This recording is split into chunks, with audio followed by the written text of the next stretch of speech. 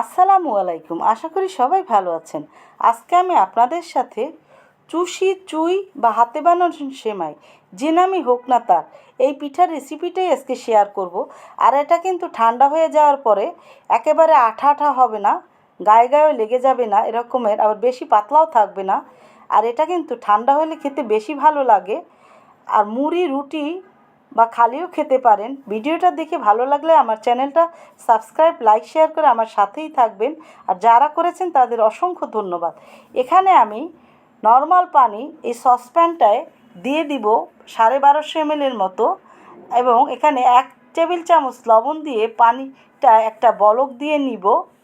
এখানে বাজারের কেনা আতপ চালের গুঁড়ি আমি 1 কেজি নিয়েছি।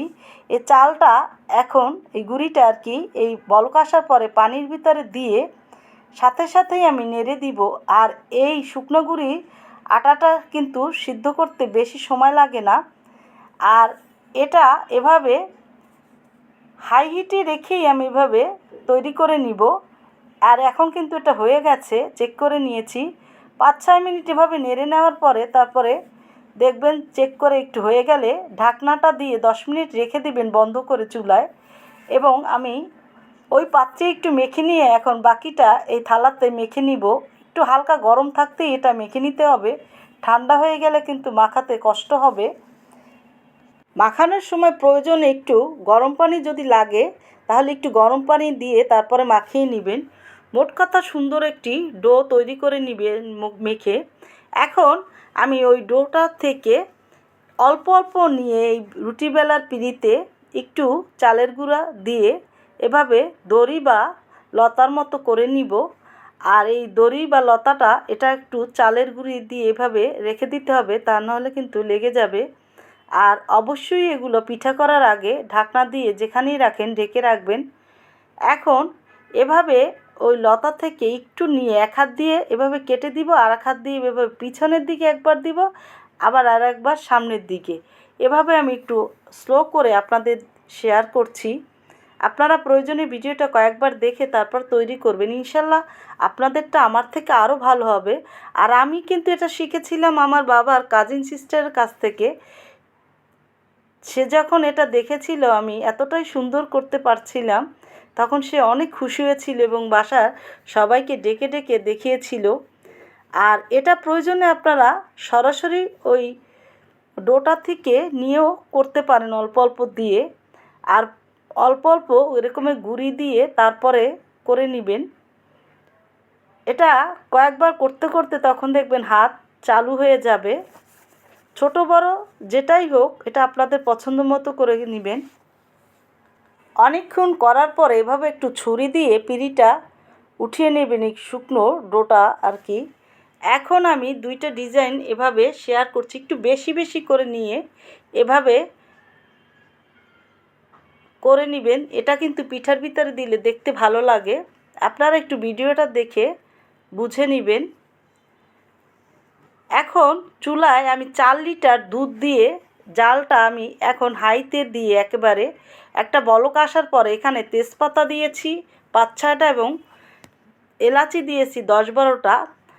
আর এখানে চালের এই যে পিঠাটা যখন হয়ে যাবে এরকমের একটা ঝাঁঝরি দিয়ে ভালো করে গুঁড়িটা চেলে ফেলে নিতে হবে, তা নাহলে কিন্তু ওই গুঁড়িটা দুধের ভিতরে গেলে তখন পিঠাটা তাড়াতাড়ি ঘন হয়ে যাবে, সেটা ভালো লাগবে না। অবশ্যই এরকমের ঝাঁঝরিতে দিয়ে চেলে নেবেন পিঠাটা, গুঁড়িটা আর কি।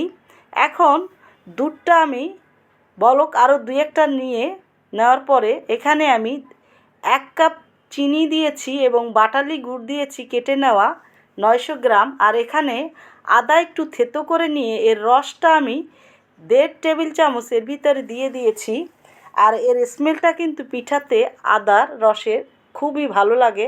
আপনারা এভাবে দিয়ে তৈরি করবেন। এখন আমি আরও 1-2টা বলক দিয়ে নেওয়ার পরে পিঠাগুলো অল্প অল্প এভাবে দিয়ে সাথে সাথেই নেড়ে দিব। একবারে কিন্তু পিঠা দিবেন না, তাহলে কিন্তু দলা হয়ে যাবে। এবং ঢাকনা দিয়ে এভাবে আমি একটা বলক উঠিয়ে নিয়েছি। এবং এখন কিন্তু আমি বলক আসার পরে জালটা মিডিয়াম টু লোতে দিয়েছি। 1.5টা নারকেল কোরানো এভাবে দিয়ে আরও 7-8 মিনিট আমি এভাবে রান্না করে নিব। আর এটা কিন্তু দুধটা এভাবে একটু পাতলা রেখে তারপরে উঠিয়ে নেবেন। এটা কিন্তু ঠান্ডা হয়ে যাওয়ার পর আরও ঘন হয়ে যাবে, সেটা বুঝে তারপরে এটা উঠিয়ে নিতে হবে। আমি এখন একটু চেক করে নিচ্ছি আমার পিঠাটা একদম সুন্দরভাবে সিদ্ধ হয়েছে, তৈরি হয়ে গেছে। এখন আমি পিঠাটাকে চুলার জালটা বন্ধ করে দিয়ে আরও 5-6 মিনিট এভাবে চামচ দিয়ে নেড়ে ঠান্ডা করে নিব। আর এটা কিন্তু পাতলা করে অবশ্যই তারপরে নিতে হবে, ঠান্ডা হয়ে গেলে অনেকটা ঘন হয়ে যাবে। আর এটা এখন অর্ধেকটা ঠান্ডা হয়ে গেছে, এই অবস্থায় আমি এই বাটিতে বেড়ে নিচ্ছি। আর বাকিটা কিন্তু আরও ঘন হয়ে যাবে ঠান্ডা হয়ে গেলে পুরোটা। সবাই ভালো থাকবেন। আল্লাহ হাফেজ।